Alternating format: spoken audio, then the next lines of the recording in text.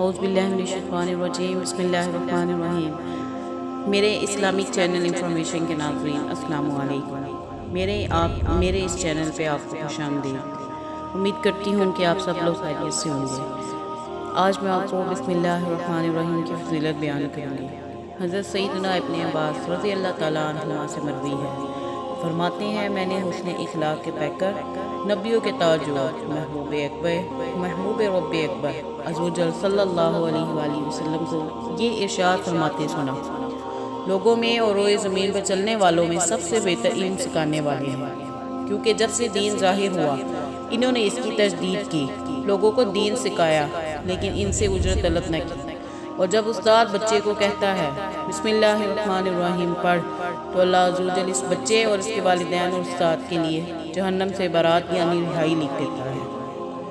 حضرت سیدنا جابر بن عبداللہ رضی اللہ تعالیٰ عنہما سے ارشاد فرمایا: جب بسم اللہ الرحمن الرحیم نازل ہوئی تو بادل مشرق سے مغرب کی سمت دوڑے، ہوائیں ساکن ہو گئی، سمندر جوش میں آ گیا، چوپایوں نے غور سے سننے کے لیے اپنے کان لگائے، شیطانوں پہ پتھر برسائے گئے، اور اللہ عزوجل نے ارشاد فرمایا: مجھے میری عزت و جلال کی قسم، جس شے پہ بسم اللہ الرحمن الرحیم پڑھی گئی میں اس میں برکت ڈالوں گا، اور جس نے بسم اللہ الرحمن الرحیم پڑھی وہ جنت میں داخل ہوگا۔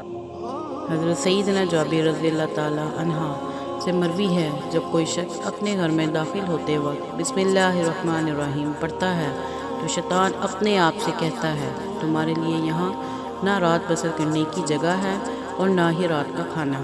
اور جب کوئی شخص داخل ہوتے وقت بسم اللہ نہ پڑھے تو شیطان اپنے آپ سے کہتا ہے: تمہیں رات گزارنے کی جگہ مل گئی۔ اور جب کھانے کے وقت بسم اللہ نہ پڑھی تو کہتا ہے: تمہیں رات گزارنے کی جگہ بھی مل گئی اور رات کا کھانا بھی مل گیا۔ اللہ تبارک و تعالیٰ کا نام شیطان کو بھگاتا ہے اور مکان میں برکت زیادہ کرتا ہے۔ بسم اللہ الرحمن الرحیم کے فضائل و برکت بہت زیادہ ہے۔